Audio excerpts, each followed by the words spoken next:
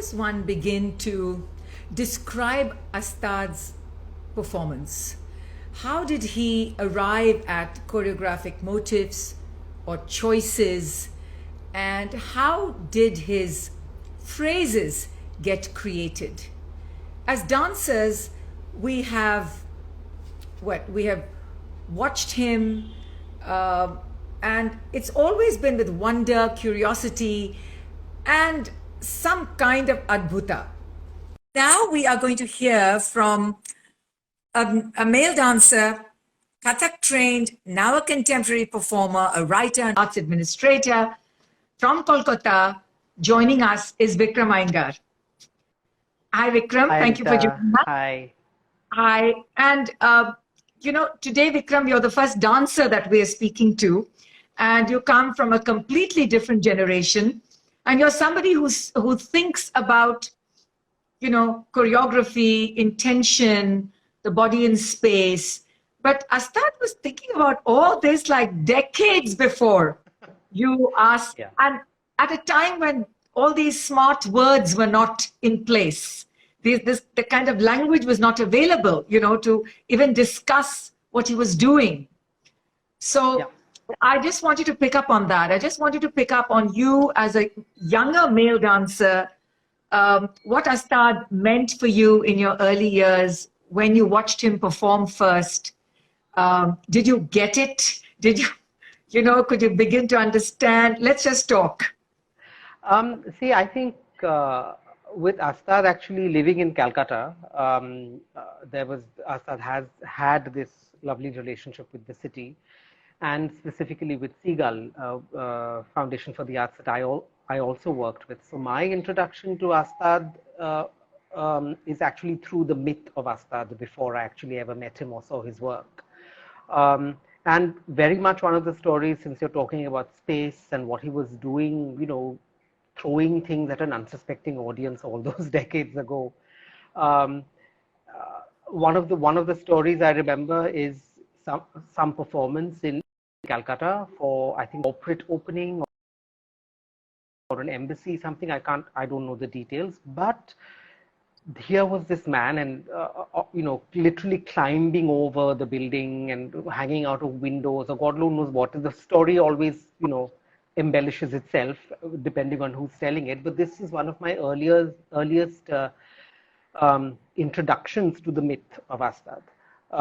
And of course the myth is not really a myth, it is very much a reality. It is who he was. He was constantly experimenting with space, with lighting, with choreography, with costumes, as we know, with his if there's one designer stroke dancer stroke fashion ramp model you want to watch in the Indian scenario, it has to be him. He's just incredible in the whole sort of parallel language of visual design that he's created.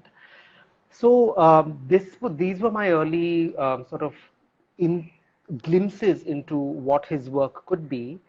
And then a sort of deeper glimpse again was through an extensive interview he did with Seagull Theatre Quarterly, with whom I used to work at that point in time. And I wasn't there when the interview was done, but that was the first sort of introduction to his life. And what fascinated me then was, here was this Parsi boy at that point in time who, and the way he spoke about it in writing, and even more recently in Annette's extensive interview that she's done with him on video, when he talks about just taking off and traveling the world in his early days, it's as if, yeah, I got up and did that, and that's, I wanted to do it, so I did it. And I think that attitude of I wanted to do it and so I did it, Yeah, I has went to just carried Vietnam. through. I wanted to see the war. Yeah, it's just you, and I saw it then, from then, and that just fascinated me about him before I met him.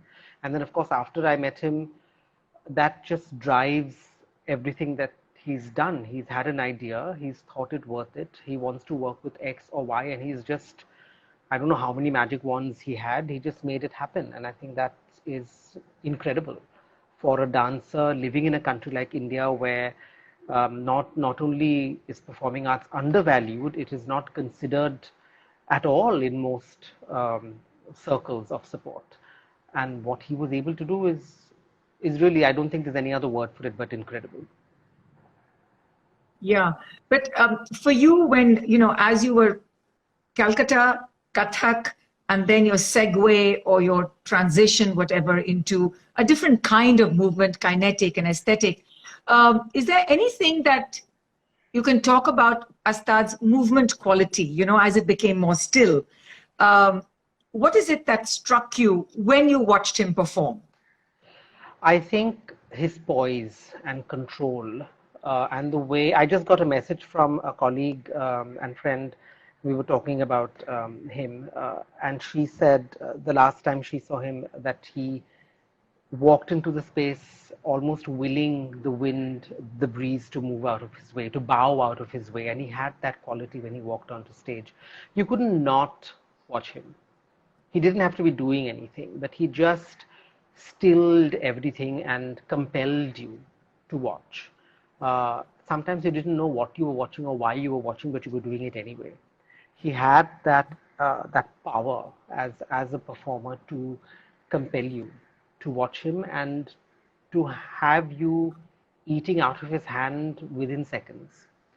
Um, and again, as a dancer now, when I look back at, I haven't seen very much of his work, but with the work that I have seen, it's the poise, it's the control, it's the studied deliberation of every single movement he makes. It may be a tiny thing, but you can see the depth of thought and intention and all those words, all those things that must have gone before to make that little thing happen, even though that thing itself might be really tiny. Um, and that the depth that his smallest thing on stage carried with it, that weight, was so apparent. And that is something I think as a dancer, I admire and I aspire to. I try to find in my own processes and through my own form. I remember in 2004, I saw a triptych of work he brought to Calcutta as part of the Interface Festival. Um, and you asked me a little while earlier, did you get it? And at that point, I'm sure I didn't. And but yet, because it was him, I was still compelled to watch those three pieces. And I remember one particular movement where he was sort of half bent over at the beginning of the piece, and he was just lifting his right arm for about, I don't know, 3 minutes. Um, and that image is etched in my brain. I didn't get it at that point. I didn't know how this could be called dance or what he was trying to propose or do. It probably confused me or even frustrated me at that point to have to watch that, but there was no way I could turn my eyes away. And that is a power that very few people have in this world. No matter how much you practice or how many hours you put into your riyaz or imagination or whatever, that is something that is inborn, I think. And he had it even off stage. Yeah, there was something about the way he held himself, the way he walked very slowly, shoulders slightly raised, that a characteristic Astad kind of a walk, so simply dressed, sparse Yeah, yeah. off stage and so lush on stage, And I wanted to ask you, as a male dancer, whether it's in classical or contemporary, it's a very solo, lonely kind of a part in India completely. And to be a solo contemporary performer, when you're surrounded by the world of divas and the noise of classical dance, I really now think back and say what incredible self-belief and willpower he must have had, because if you and I try to go and break down his movement, what is the pedagogy? You can't say, oh, this came from Kathakali, or this came from Kathak, or this came from whatever. Yeah? I don't think you can, there's no, he really was able to create a syncretic form that is unrepeatable in a sense, and perhaps even unteachable in a way. But I don't know whether he's managed to transfer any of that to in its fullness to any students. But I do feel it was Astad, and there wasn't any division between Astad the dancer and the dance that Astad did.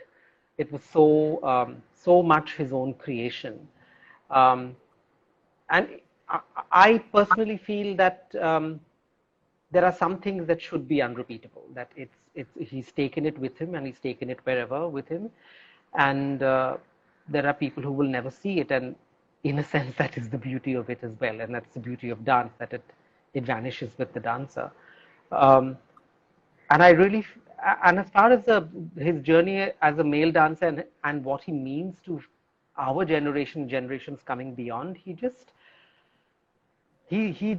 a beacon and an icon both, because he's shown. Of course, you have, again, living in Bombay as well, because Bombay you also have the Shyamak Dawars, who have also shown that men can dance, and it's fine for men to dance, but it's a certain kind of dance, very related to the film industry and Bollywood and commercial, whatever. It's just as tough. No judgment at all.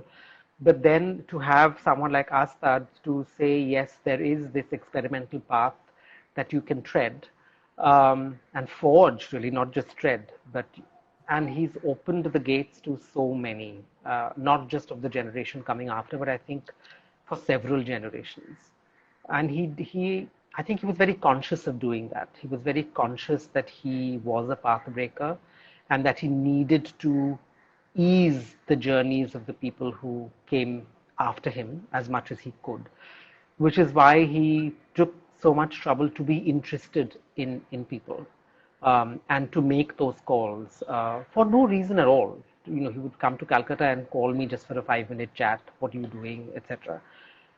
We may not even meet, and it's not that I was in his inner circle of friends or anything like that, but he just kept an eye out for you, not just in an interested kind of way, but also in a sort of more protective kind of way. And he didn't have to say it, you got that sense from him, that he was really interested in ensuring that people's journeys became easier, that they were able to do what they wanted to do without having to perhaps face what he had to face. And that kind of generosity is very difficult to come by. Wow, that's a beautiful tribute. Thank you so much, Vikram. From one dancer to another. Yeah, I just wish there was some pedagogy, at least the processes that were available for dancers to follow, because of the incredible discipline and the incredible focus and the incredible. He must have had a method. It was his own method that was created, and it was from that he could do what he could do on stage. And I just wish that there was little more possibility to peek into that, Yeah. But let's just remember the amazing moments that he created here and there and here and there. So thank you so much for joining us on his 74th birthday. Thank you. Thanks, Anita. Bye. Bye.